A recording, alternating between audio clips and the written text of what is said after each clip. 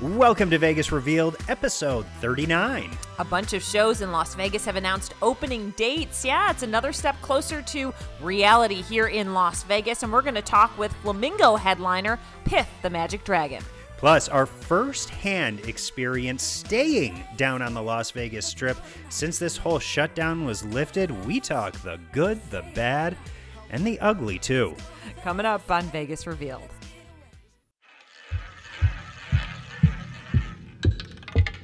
Let's go to Vegas, baby. Let's go tonight. Right now. Let's go to Vegas. We'll stay up all night. Up in the Let's go to Vegas. Hello, everyone, and welcome back to Vegas Revealed. We are excited to be here. I'm Dayna Roselli, along with Sean McAllister, and today we're on the Las Vegas Strip in the Flamingo Showroom. Yeah, and we're happy to talk about new entertainment and shows coming back here on the Las Vegas Strip. Just announced, Absinthe is coming back over at Caesar's Palace. X-Country is back at Harrah's, and Piff The Magic Dragon returning to the stage at the Flamingo Showroom this time. And Piff is with us. How's it going, man? I'm very good. Yeah, we're back. We're back. Unbelievable. It feels good, doesn't it? It feels very good. And we're in the big room this time. I know. We've So scaled up. Literally, I'm a dragon. I have scales. it's really I'll move on. cool. And that's going to allow for some good separation, right? Some good social distancing, but a good, nice, big, healthy crowd. Well, fortunately, I'm not in charge of that. Yes, somebody who is very responsible and clever has made sure that everyone is safe. I'm wherever I need to be. Because I've spent my whole life socially distanced. I'm English. You know, that's how our people have thrived for many years. So this is par for the course. This is like keeping everyone your at arm's comfort length. zone. It's a dream come true. So the audience is spread out amongst the much bigger room, and as time goes on and that relaxes, then we'll start bringing more and more people into it. And I love the name of the show, Too Soon? Piff the Question mark. Magic Dragon. Question mark, yeah. Too soon? Yes. Well, you know, that's what everyone's thinking, isn't it? Really? Really? You're doing shows, really? So I always think it's better just to say what everyone's thinking. Yeah, it's true. But like I said, we've actually spent 6 months now doing virtual shows over Zoom, and so we've had this whole like battle of how to make the show funny in COVID times. Yeah. And honestly, like that's the thing that I found is that people they want to laugh, they want to have fun, and they want to forget what's happening outside. And I'm on board with that. Yep. You know. And a lot of people here in the U.S. got to know you from America's Got Talent. Yeah. So do you feel like that TV exposure got you ready to do these virtual shows and made it a familiar platform for people to see you? I think so, because there were, when we started, there were people like they'd have their like laptops out and their webcams, and that's how they were doing the shows. And we said, hey, what about if we just like bulldoze our garage and rebuild it as a TV studio? So we got the Piff The Magic Dragon television studio, formerly known as my single car garage, and we are doing the shows from there. So yeah, it's basically like an interactive TV show, and being able to do it like that meant that we could work on tricks which were like big, and then we could bring them into this room. Right.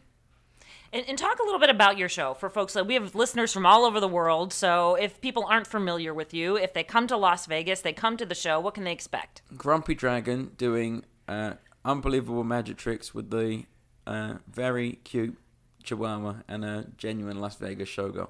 So we're trying to tick a lot of boxes. It's everything all in one, isn't it? Right. And Mr. Piffles is here, by the way, sitting is between here. Sean and I. Yeah. Very calm. He's coming out of hibernation.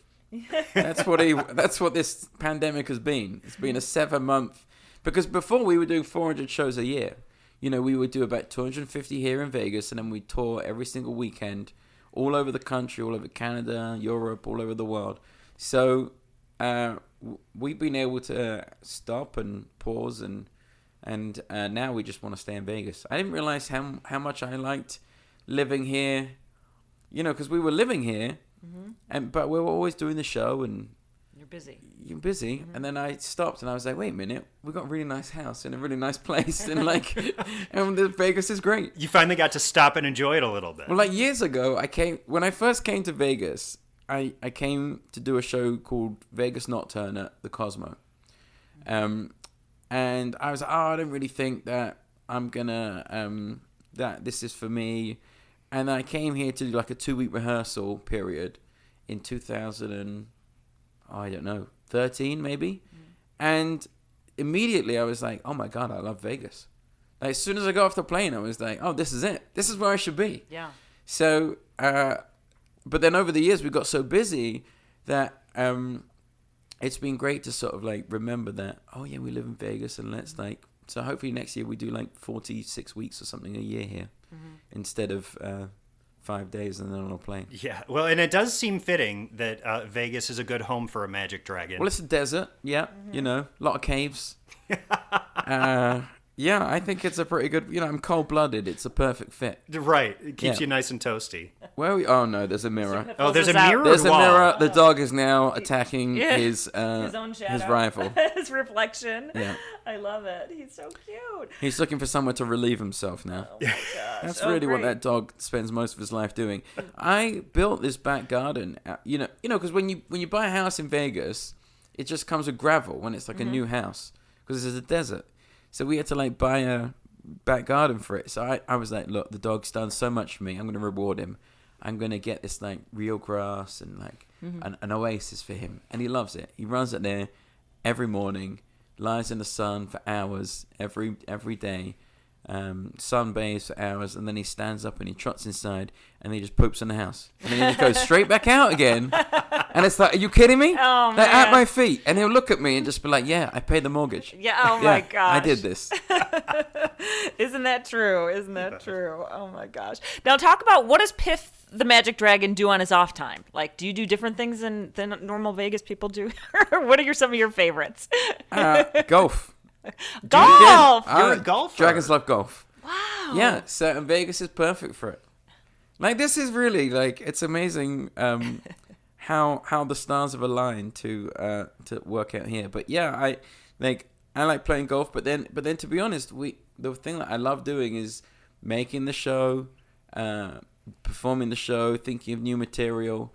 You know, one of the things that's been great about living in Vegas has been becoming friends with Penn and Teller and David Copperfield, and these guys, they just, you know, they love to work, and I love to work, and it's like when it's like that, it's like, oh yeah, I guess I play golf like once every 3 months, but basically it's just me like sitting around either doing the show or having fun making new material, because it never feels like a job. It's always just like, you know, we're like working out ways to shoot a dog out of a cannon, or you know, get someone's. Mr. Piffles, is that what happens to you? Oh yeah, that's why he's so concussed. Look at him; he doesn't know where he is.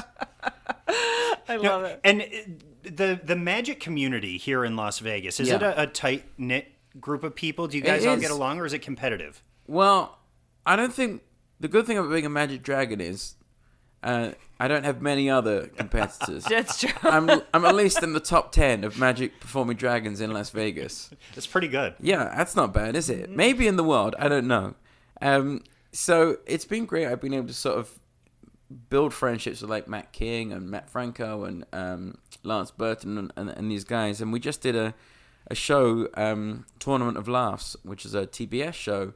And every week we had to make these videos, and Penn was in one, David Copperfield was in another, Lance Burton ended up presenting the final video. So, and then at the beginning of this year, before lockdown, when Teller hurt his back and had surgery, right? So me, Penn, and Matt King did Penn and Friends at the Penn and Teller Theatre for a couple of weeks. Oh, so that's cool. why I love the community here, and we're going to be bringing a guest in the show each night here. Because part of it is, yes, we're coming back. A lot of people can't come back yet, and also the way we're coming back is going to be very different. And so we just want to, you know, I love how Vegas as a community has embraced me, probably because of the dog, but I'll take it. And we sort of want to be able to say thank you for that by bringing people up and talking to them about what they're doing. And yeah. I mean, it's interesting though. Like you said, like I moved here 16 years ago, never looked back, and I was like, wow. Never looked back, right? Never looked back. I was like, whatever. I like it here, and I have no desire to move anywhere else. If No. something brought me there, but there are so many pluses, right? The weather and no state Oh my God. taxes, 20 traffic. minutes, 20 minutes from my house to here. Let me tell you, in England, right? In England, the roads are the width of one car. Like, but that's both sides of the road. Mm-hmm. So you can't have two cars on a road. Like, you can't. So, like, you have to look for gaps in the parking in order to, like, pass. That's like in London. Mm-hmm. That's like where everyone. Whereas here it's like 19 lanes. Yeah, I know. It's true though, right? Oh. It's such a difference. And I I love have friends that moved here from LA. When I'm like, oh, you live where? It's going to take me, 25 minutes to get there. They're like, so what? Because in LA it would take you 2 hours. Right. Oh my God. Yeah. So it's true. But we have listeners, like I mentioned, from all over the world. It's interesting because Sean and I have been in local TV for such a long time, and we knew the local community cared about so many things, and then we saw the interest on social media from people outside of Vegas. But now we have people listening in Israel and the UK and Australia, and it's interesting the fascination with Las Vegas. Like so many people, we've realized all over the world are fascinated by not only visiting here, but like the fact that we live here. They think it's strange, Yeah. So do your friends at home and family are like, what is it like to live in Vegas? Are they fascinated by it? Oh, or? yeah. I think I get a really crazy inside view. Like, this showroom, RuPaul is like crushing it in this showroom. He is. It's like one of the best shows in Vegas. Donnie and Marie were here. I'm in Marie's dressing room right now. And, my, one of my best friends now is Penn from Penn and Teller. So it's like this whole crazy world that I would just never have dreamt of.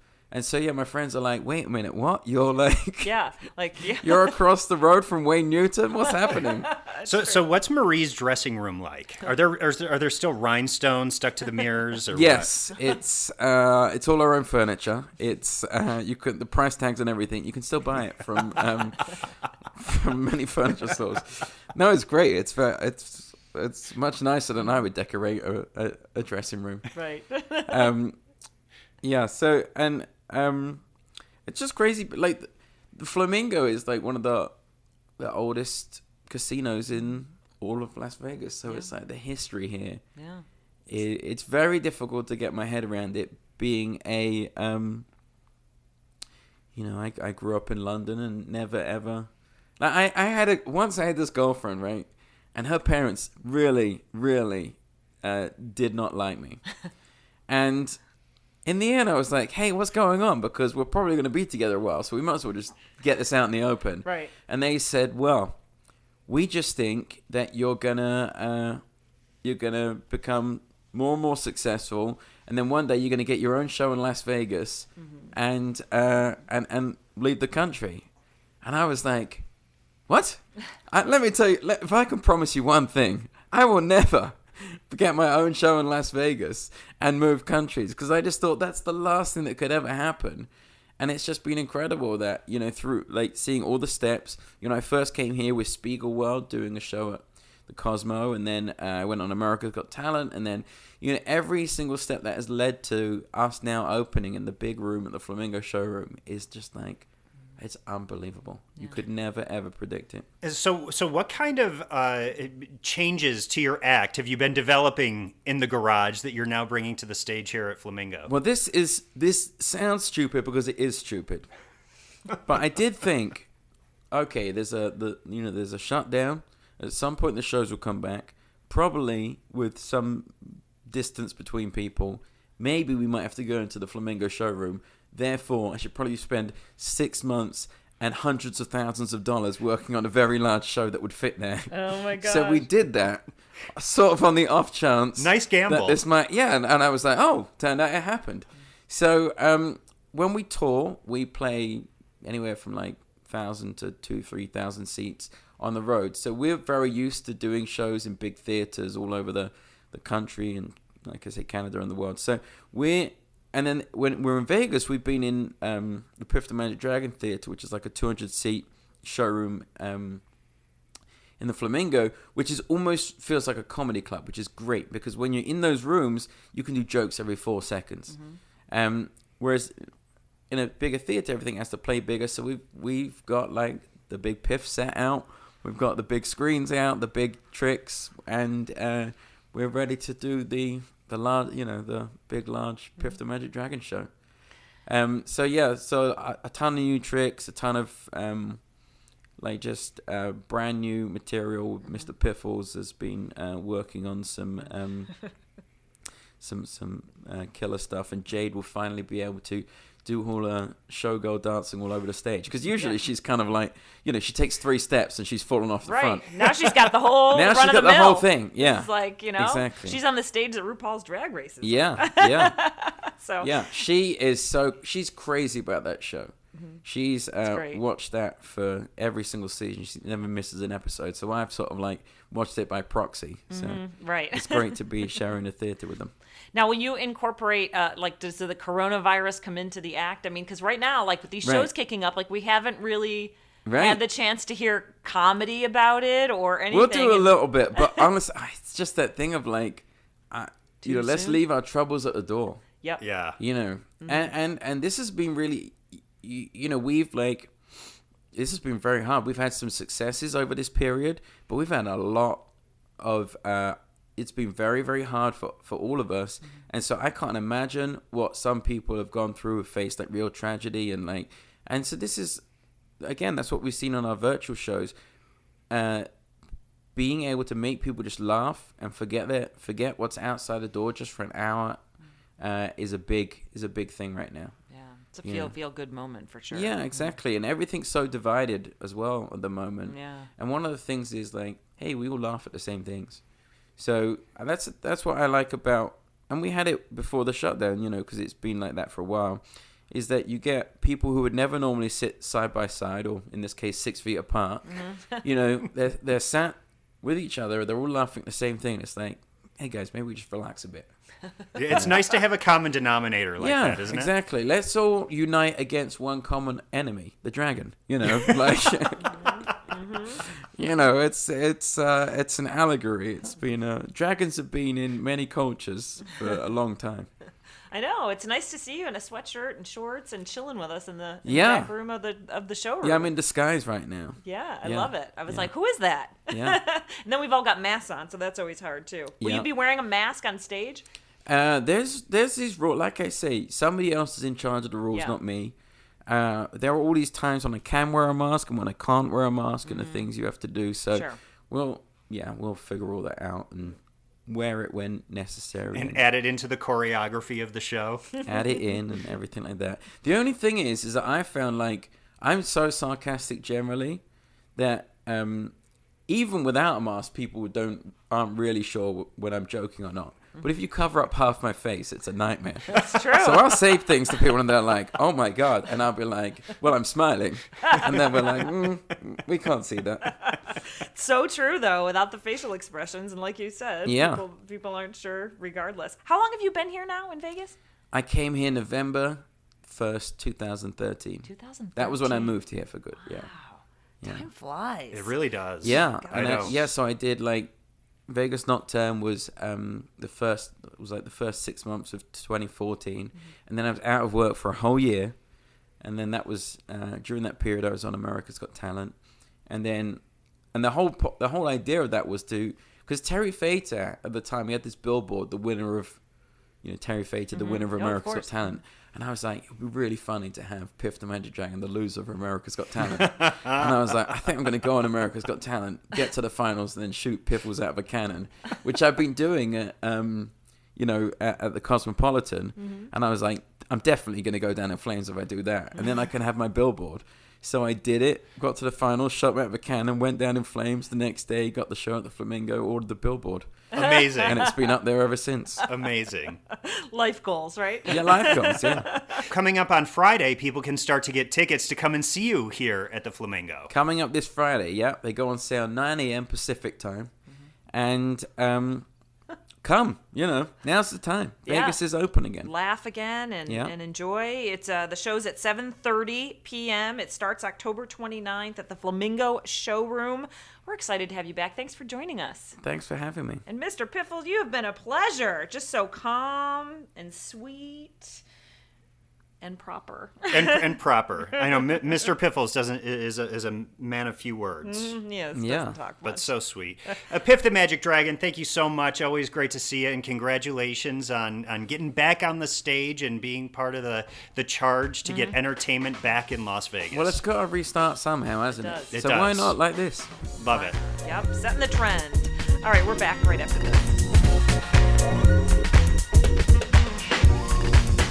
Thanks for listening to Vegas Revealed. Remember, you can always go to our website at vegas-revealed.com. There we have tons of videos, content, ways you can listen, and also an email, ideas@vegas-revealed.com. You can throw us a note and let us know what you'd like us to talk about. Welcome back, everyone. All right, we want to talk about Sean's recent visit to the Strip. Sean, you were celebrating an anniversary, and you actually stayed at a hotel for 2 nights. I love this. Yeah, we stayed down at Bellagio. This is the first time staying down on the Strip since this whole quarantine and shutdown and COVID, all the craziness that's ensued since March, and it was an interesting experience. There was kind of a wide range of experiences down there. Things have changed a little bit. Yeah, you were saying they've changed, and also there were some positives, and then there were some negatives. So why don't we start with the positives? Well, but we're going to get into the negatives, folks, because we do want people to hear about this. Well, and you need to hear the full story of what it's like if you come to Las Vegas right now, because it's not what it always has been. It's not the experience that you've probably known before. On the positive, so Bellagio is where we stayed, and staying at Bellagio, they always do a great job. Mm-hmm. It's such a nice property. They're very attentive and very clean. So that's always great. Entertainment wise, we did have dinner at Mayfair Supper Club, which is at Bellagio, right. And one of the only places right now that there is live entertainment. There are, some lounge shows that are starting to open up, but Mayfair Supper Club has been going since they were able to reopen, and it's like a full show that goes on inside that restaurant while you eat. So that was a great thing too. Mm-hmm. You were saying it's kind of cool because the performers did actually branch out into the audience, right? But they then whipped their masks on so that they were safe, which was, you said it kind of like in a way, a showy kind of fun. Yeah, so they have dancers that are a part of the show. They have their main singers up on the stage, and even they had coordinating masks for their costumes. But the dancers, they also had their coordinating masks. But it was kind of integrated into the choreography to have them put their mask back on before they left the stage and came back out and kind of work around the room a little bit. Well, as we always say, reservations, because I know even you looked a week out and barely got in by the skin of your teeth. There was only 5 p.m. reservations available. I have also tried to book there, or Rose Rabbit Lie does offer some entertainment too at the Cosmopolitan, and that too books up. You cannot get in if it's a week and a half ahead on Open Table. So if you're coming and you want to go to any of these venues, book ahead. And make a reservation even if you're not 100% sure that you're going to go. It's always better to have a reservation and cancel it the day ahead of time than it is to, get here and be stuck without a reservation. Right. And you also visited Italy. You were going to go see some entertainment at the Paris that didn't work out so well. So what else? Tell me about some other things. Yeah, so Park MGM is one of the relatively recently reopened resorts on the Strip that's got Italy, the big Italian marketplace, on the front. First of all, with Park MGM, they've gone smoke-free. You're not allowed to smoke in there. I did see, I think there were probably 3 or 4 people who I saw, kind of lighting up cigs here and there. It didn't seem like they were being defiant, just like they just felt like it was common sense. Like, hey, a casino, you can smoke here. Right. They didn't So know, I think yeah. it's still kind of new. They do have signs around, and they did have announcements that were, gently reminding you that they are now a smoke-free property. But it does make a big difference. Yeah, When you're I in bet. there and there's no smoke, you're like, wow, this is like the cleanest casino air that I've ever breathed. And then going into Italy, which we are really excited to go back. It's one of our favorite places to go and eat and hang out. But we were sad to see that it's not open at full capacity yet. There are little food stations. There's a meat station, a seafood station, a fresh pasta station, several different bars throughout. They only had one of those food stations that was open, and you kind of chose from a pared back menu the items that you want, and they package it all up in a box, and then you go and find a little table in that Italy area. So they're operating at the capacity that they can, but again, it was sad to see that it wasn't fully back to what we had become known. Yeah, it's what it had become known for. It's just life, I guess, Yeah. right? These days. And then you saw some piano music at the Bellagio because you were trying to get over to the Paris, but there was kind of like, it was complicated, and you were saying like you weren't sure if you should sit or... Well, so our buddy Johnny Katz did a column a week or so ago about different lounge acts that were opening up in different properties on the Strip. Johnny Katz, a columnist for the Review Journal, the newspaper here in Las Vegas, and the little lounge at Paris was one that he mentioned. And so we went over there. We're like, oh, it could be cool to sit down, have a couple cocktails, watch some music. And there was a line to get into the little lounge, and there was a little stanchion that prevented you from going in, and a sign, please wait to be seated. And we stood there for at least 5 minutes, and there were people ahead of us, and nobody was attending to the line of people who were waiting to be seated. And there were open tables, and I have to imagine that they would only place tables in the showroom if they were able to be occupied. They wouldn't have extra tables in there. Unless they wanted to show that they were going to have every other table sat. Maybe it's like a marker. Yeah. I don't know. Yeah, but it wasn't set up like that. Okay. So they were just kind of like ignoring the people who were waiting in line to get in. And I don't know. I feel like in some aspects, service has kind of slipped a little. I mean, I feel like it's everywhere. And I hate to say this in a negative way. We were just talking about this. Like, I know that it's difficult right now. People are trying to get up and running with limited staff, because they don't expect, full capacity. But it is hard too, because it's like, well, if you're going to go out and spend your money that you might be putting aside for maybe a night out or a dinner or even a casual dinner, you want to have a good experience too. So it's just hasn't been the best all around service wise. No, it hasn't. Yeah. So we ended up staying over there. We gambled a little bit over at Paris, and then we just we were like, you know what? Let's go back to Bellagio. It's closer to where we're going to be sleeping. Exactly. You can roll it, have the cocktails just roll over and roll into bed. But one of the great things at Bellagio, which I don't know if people realize that you might hear some piano music as you're walking through, but the bar that's just off the lobby there at Bellagio, that's kind of like a hidden gem. Yeah, what's it called? It begins with a P. It's the Petrosian bar, so it's just off of the lobby. And the coolest thing about that is that they do have a big grand piano that's right in the middle of the bar area there. And the piano player, his name is David Osborne.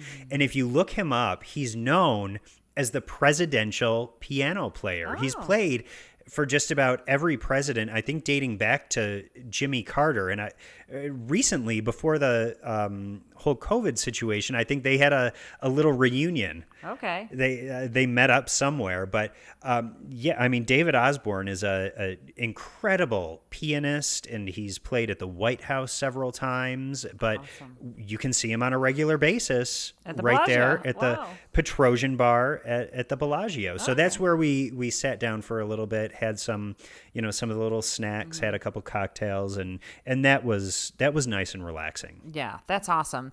Okay, let's move to the negative. Just because so many people have reached out to us, even on social media, saying, when are you guys going to talk about all this stuff that's going on, the violence on the Strip and this and that? I'm like, well, we need to get out there and see for ourselves what it's like. Over the last month, I've definitely gone to the Strip many times. However, I usually pull in, park, go into the resort that I need to go in. And so I don't do a lot of walking. If I sat on a patio and I did observe, I definitely noticed the crowds are a bit different. There's more scooters. We've talked about that. And I do see more police presence more recently, like when I was at the Wynn, maybe like 3 weekends ago, my friend was visiting. I did see, I believe it was Metro officers, patrolling the floors of the casino. So did make me feel a little bit better, but you can also tell they're needing to step up their security. So, and you had an experience because you really walked the Strip for a while. Yeah, we went from Bellagio and we walked down to Park MGM to Italy. And so from Bellagio to Park MGM, that's a good stretch right there. You have to cross through, Aria, the Crystals shops, and then get over to Italy. So that's a good chunk of the Strip. Walking down there to Park MGM, we kind of walked through the different properties because everything is kind of interconnected there. So that was fine. That was cool, and we got to Park MGM. Walking back, though, we crossed the Strip over to the side where Planet Hollywood and Paris is, because that's where we're ending up. So we crossed the Strip and walked that entire way from essentially Tropicana up to, Harmon Flamingo area. And it was a different experience. There were a lot of people in their groups that, they obviously groups of people who came together. They weren't necessarily even seeming like they had a destination. They would have a cooler and just be kind of like pulled up on a section of sidewalk, and that's where they were going to hang out for the night, which is just weird, and it's a little uncomfortable too when you're trying to be a pedestrian and there's a party. A group of people who have kind of claimed that section of sidewalk. And if you've come to Las Vegas before, that's not something that is common. There are street performers, certainly, but not groups of people who just decide that that's their jam for the night. Right. So that was a little kind of off-putting, I would say, plus the scooters, as you mentioned. And then as we got up in front of Planet Hollywood, we heard this running, like heavy running coming up behind us, and it was 2 security guards. They sprinted past us, and as we walked a little further in front of Planet Hollywood, they were breaking up a fight, and it seemed to be really kind of nasty. We heard the yelling, we saw the commotion going on, and the security guards pulling people apart. And we had actually, given the instances that have happened on the Strip, over the past several weeks, we kind of ducked behind a big column, and we were like, let's just wait it out here until everything is cleared up, because you never know if any violence is going to spill out or erupt into something bigger. So we kind of ducked and waited for people to be hauled away, but it was a little unnerving. Yeah, and you were saying the Cosmopolitan's limited. I think it's just the weekends now. If you are not a hotel guest or don't have a restaurant reservation, you can't go in the hotel after 6 p.m. They're trying to, clean it up. And so, but you were saying outside of the Cosmopolitan, that was confusing too for people that were gathering and trying to get in and didn't know. And then that caused kind of a ruckus. There were lots of people who were clearly planning on going into Cosmopolitan who were not staying there and didn't have reservations. And it wasn't until they saw the sign at the door and the security guards who were turning people away. And this was the first weekend that they were really enforcing this new policy. It really caused a backlog of people on the pedestrian overpasses, the bridges that kind of connect the sidewalks on the either side of Las Vegas Boulevard, and even, down on the street level on the sidewalks, it really caused big backups, big groups of people who weren't happy that they were being turned away because they wanted to go inside of Cosmopolitan and they couldn't.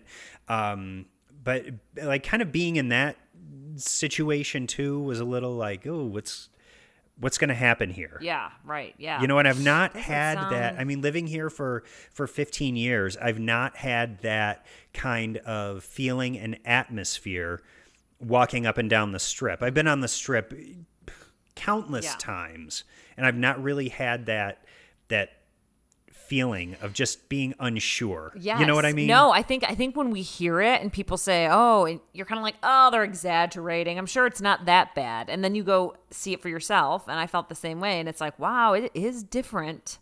It's not, it is you're a little uneasy and you just don't kind of know.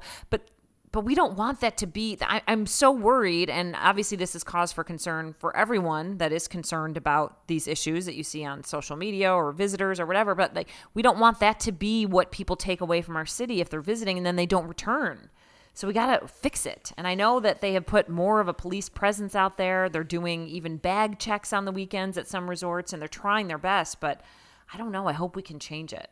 Yeah, and I know that there have been people who have suggested that upping the room rates is something that will, that could alleviate, whatever is happening. I don't know that that's necessarily the answer to it. Yeah. Is it people who, I don't know, it's taken in unemployment and haven't spent money, and maybe they're from, I'm just throwing it out there, Los Angeles, where nothing indoors is open, and they're over it and they want to get out, and they're like, well, let's use some of this pocket money that we've had and haven't spent and get away for the weekend. And I don't know. And then I've heard things about his Raiders fans coming from Oakland. And I'm like, oh my gosh, I don't know. I mean, I don't want to stereotype or put any categories out there. We just know that people are coming here. They're not behaving like they normally do, whoever you are. Yes. Whoever it is. It's something that it feels off, and we don't like it. I'm seeing some of those pedestrian bridges that are having spray paint on them more. We never really saw that, or it was cleaned up right away, but it seems like they can't kind of catch up. So we need to keep the positive vibe going. For the most part, like you, when I'm inside a resort, I've had a positive experience. So yes, being on property at a resort, I've not had any of the any concerns whatsoever. Did the Strip seem busy? Like, was it felt like the old day? Like, was it that it busy? Was packed. Right, really interesting. The vehicle traffic was back to old, pre. Really? Oh, it was absolutely packed. Like, you know how it would be so busy that the intersections would be clogged with people who are trying to turn onto Las Vegas Boulevard from a side street, and they would try and get out into the intersection before the light turned red. But it was causing a traffic jam because they got out there, the light turned red, then traffic on Las Vegas Boulevard couldn't go because the side street traffic was sitting there trying to move. So it was absolutely packed, and there were a lot of people. Okay. I guess that's good. I don't know, it's good bad, we need people who to do exactly that. We just need everyone to behave and enjoy themselves. We want visitors to feel safe and have an enjoyable time while they're here. For sure. We do have, like we mentioned, great conversation we had with Piff, and we have shows, slowly opening back up, and we need to focus on getting things a little bit more back to normal, and I hope that it will. But you had a good weekend anyway. It was a great weekend. Good. We had a great anniversary. So all in all, it was great. Yes, very memorable. Oh, my gosh. All right. Well, next week we're going to talk a little bit about Halloween. So if anyone has stories they want to share or haunted places in Vegas, throw us a social media tweet or Instagram message, or email us at ideas@vegas-revealed.com. We want to hear. And we will be back with those stories next week. Thanks for tuning in to us. All right. Have a great week, everyone.